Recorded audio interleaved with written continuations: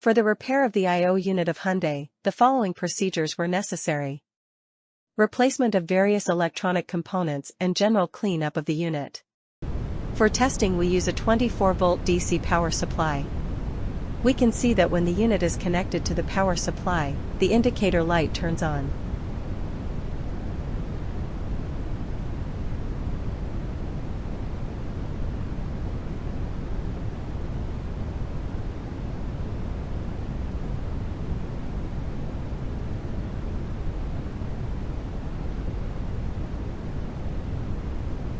No further testing is possible due to the absence of additional units.